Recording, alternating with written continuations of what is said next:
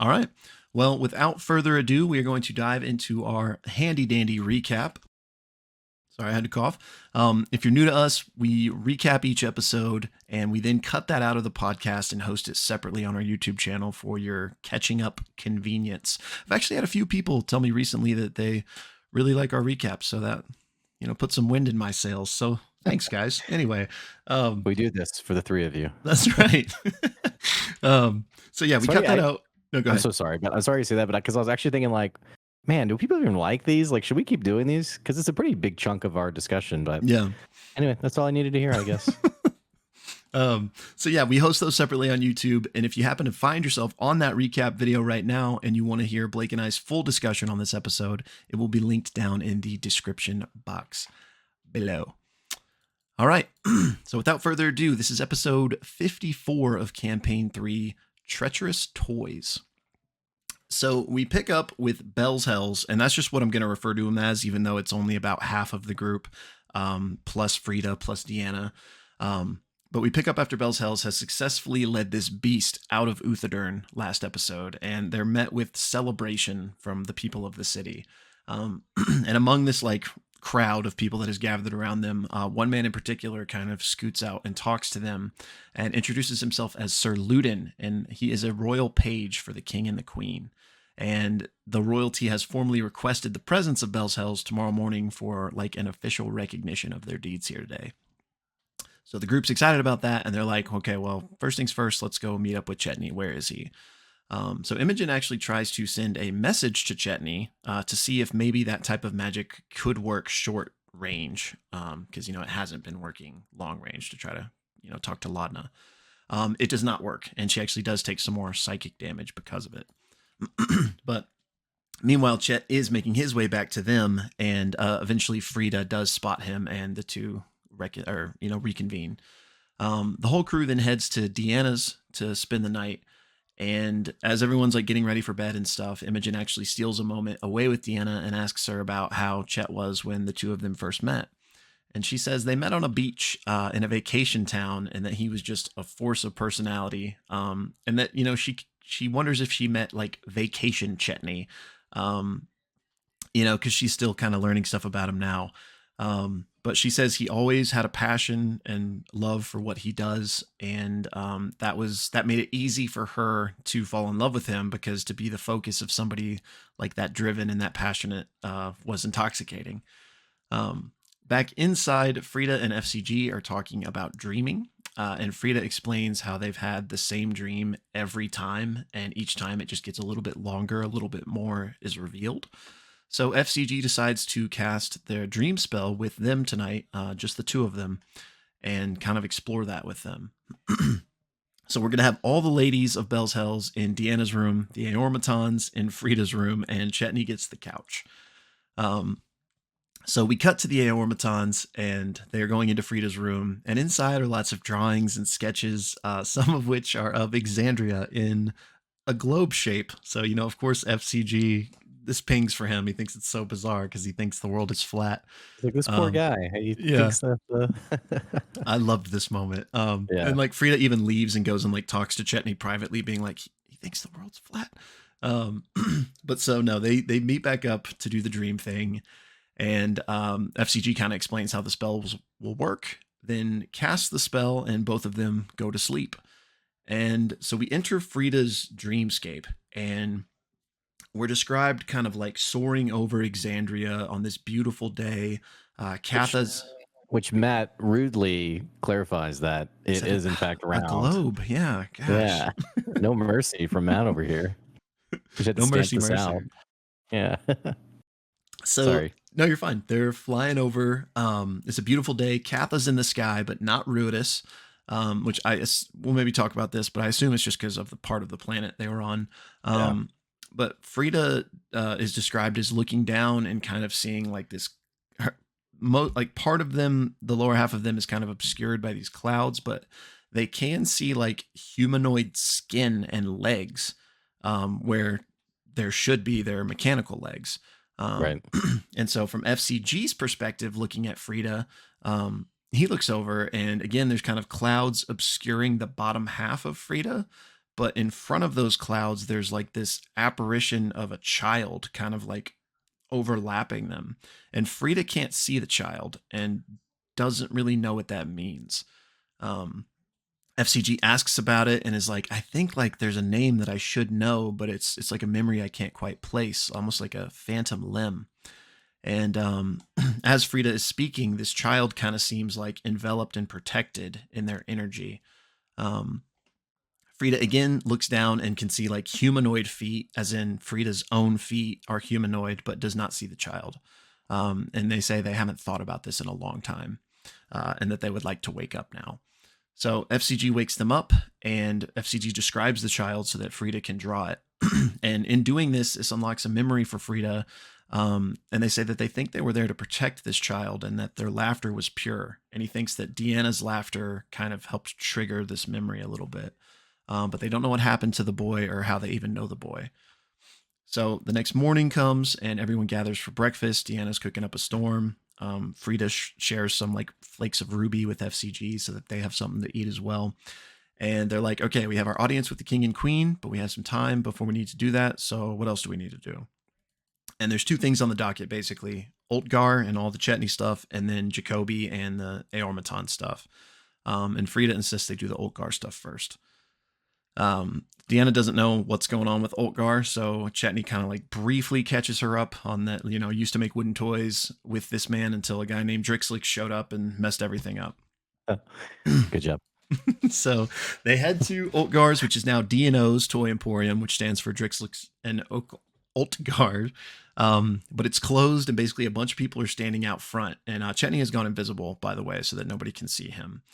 And as they arrive, this orc like comes out, and he's like kind of on fire, patting himself down, and he like grabs an axe and basically storms away, saying like, "I quit. Like, I'm not doing this." And the rest of the people gathered outside. One in particular stands out. And it's this tall dwarf, you know, with rosy cheeks, wearing red, big belly. And this is Ultgar. And he's basically telling the rest of these employees here that, hey, like, I guess take a break. We got to figure out what's going on here. So the party walks up, asks what the matter. He explains that last few days have been messy with all these failed enchantments, and whatever's going on with Uthadern and the world at large has been messing things up. And one of their best-selling toys, the Whizzle Cage, basically the way I looked at it was contained like lightning kind of firebugs. And the magic of those cages broke, so all these firebugs got out, and it's basically a fire hazard. It's around this time that Drixlix shows up, and he's kind of a D-bag, and you know, he's talking down to everybody. And he explains that in addition to just that chaos, he is also a collector of rare creatures, and one he took up recently, a kraskalid, is in its larval stage, but when it gets warm, they kind of mature into adulthood, which can be very bad news. And because the firebugs are wreaking havoc in there, they're worried that that might start to happen.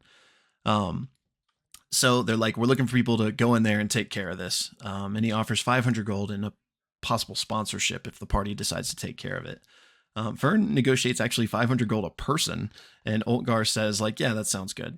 Then in a real quick series of events, Frida kind of like trips Drix to try to steal his keyring whilst making it look like it was an accident, kind of.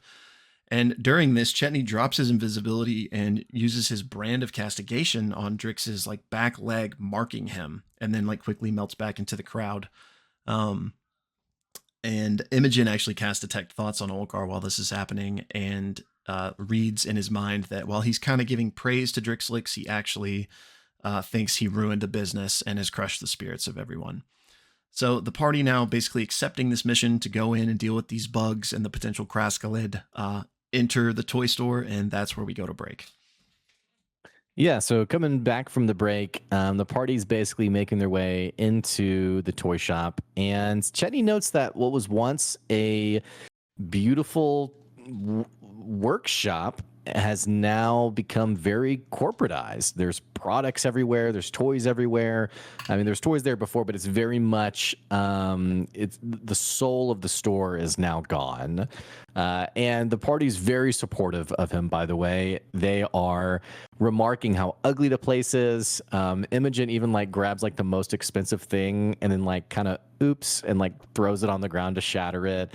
FCG's talking about how gross it is in here, and they're basically all just doing this to make Chetney feel like, even though this place is booming, it's much worse without him. All that to say, as they work their way farther into the store, a couple of swarms of firebugs full of heat and energy basically buzz their way out. And Deanna essentially tries to convince them to, with her speak with animals, to basically calm down and get back in your cage. And there's a nice little scene of, I think FCG gives her like candy or syrup or something. Yeah. And all the firebugs like consume onto her. And they're like, okay, what do we do now? There's a lot of sort of clawing for leeway from Matt on, I want to try this, I want to do that. I think Imogen even tries to telekinesis, like move them into one of the cages. But ultimately, Deanna's asked to make a persuasion check, and it is a natural 1. Oof. In fact, we're going to have a few natural ones in the next chunk of this back half of the episode. But with that natural 1, Matt's like, sorry, guys, let's roll initiative. So typically what we do in combat, we just highlight the main points. The majority of this back half is this combat session with these firebugs. And essentially some of the bigger things that happen, Imogen is basically going to be looking for a cage to continue to telekinesis them into. I'm blanking on his name. Frida, their name, excuse me.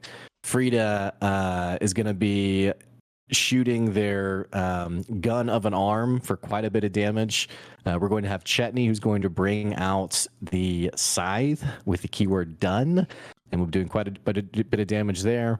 But the main thing that happens is Fern is going to cast Snare, level 1 Abjuration, to basically create a magical trap to put the swarm of bugs into. And long story short, it's eventually successful. They are, through the help of Imogen, pulled into the snare and captured. Matt jokes about how, of course, you can't roll well with this snare mechanic, because he's actually going to do a few checks with them trying to break free of the snare, and every time it's like 4, 6, 12, like they can't get free at all. So all that to say, both swarms are going to get snared. While this is happening, Chetney's going to make his way upstairs to find another couple of swarms, and immediately goes into his wolf form and begins fighting those. For Frida, they'll go upstairs as well to help, and essentially they're going to basically totally demolish these swarms, basically ending combat. Now, one of the things that's interesting here is there is the locked door, which is the bedroom door, where Drixlich has mentioned this is where his little pet, the worm, has made its home. So I think Drixlich had given them a key, but Chetney just, slashes through the door, not letting any memes with doors happen here. Literally like slices the door in half, and they walk in to find, surprisingly, an empty room. In the corner of the room, they find this gross hollow husk, this larvae husk, where something has clearly come out of, clawed its way out of, and possibly has left. Deanna, stepping into the room, decides to cast what's it called? Dawn, I think. Yeah, I think so. Or Radiant Light, or I think it's called Dawn. Yeah. So she's going to cast Dawn, and they're in this, like, I hate spiders. So in like total nightmare fuel of a moment, Matt describes the light lighting the room and then seeing these big skittering, a massive creature, the kraskalid, fully mature above them, and combat will continue again. So as combat continues, there's a lot of trading blows. The Dawn spell actually does quite a bit of radiant damage. Fern's going to hit all 3 scorching rays for quite a bit of damage, but not before getting grabbed herself, I think with like a natural 4, in one of the big pincers of this creature. Ultimately, though, Frida is going to attack, action surge, bonus action, do all this damage basically to get the. Actually, they don't do the how you want to do this. That was on the swarm. Now that I think about it, Fern does the polymorph. Right. So she decides to polymorph after like the first or second round of this. Fern casts polymorph and decides that she wants to turn the kraskalid back into its baby form, which they remark is very cute. And of course it fails and it turns into this baby kraskalid, this little worm. And they're kind of like, what should we do about this? What should we do with this creature? And there's a lot of talk about let's put it in Drixlix's room, let's put it on him, whatever. And ultimately they decide probably the best thing to do would be to set it free out into the wild where it won't hurt anyone again. So Fern decides to be the one to basically take this creature out of Uthadern and release it. But they only have an hour to do this. And unfortunately, the first half hour is spent basically rummaging around Drixlich's room, upon which they find, I think they had a natural 20 from Imogen, quite a bit of documents. And these documents basically reveal Drixlich not just as like a business person, but as someone who has made very shady deals. Yeah. He has made quite a few signatures on Ultgar's behalf, deals with certain organizations, one of which seems to be, I think it's called Shady Creek. Yeah, Shady Creek Run. Which is basically like child labor, which they're like, that's kind of bad. I don't feel good about that. And then also they even find a document that basically says if something was to happen to Ultgar, the business would be handed over in full to Drixlich. So they realize he's basically making a plan to take over the store entirely.